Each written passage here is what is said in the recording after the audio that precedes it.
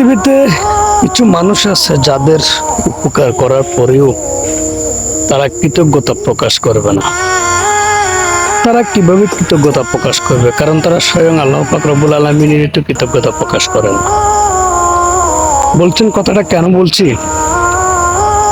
এই পৃথিবীতে অনেক মুসলমান জাতি রয়েছেন যারা এক ওয়াক্ত নামাজ ঠিক মতো আদায় করেন কিনা জানি না, তবে আমার চোখে পড়ে আমি অনেককেই দেখি তাদের ভিতরে কোনো নামাজের তাগিদ নেই, নামাজের কোনো চিন্তা ভাবনা নেই। তো সেজন্যই কথাটা বলা, সেজন্যই মূলত বলা যে তাদের ভিতরে কৃতজ্ঞতা বোধ নেই।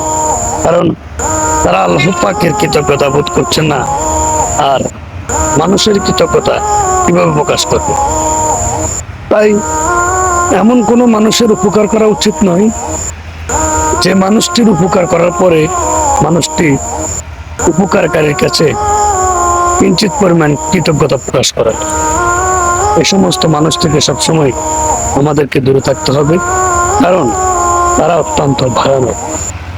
ধন্যবাদ সকলকে ভিডিওটি দেখার জন্য।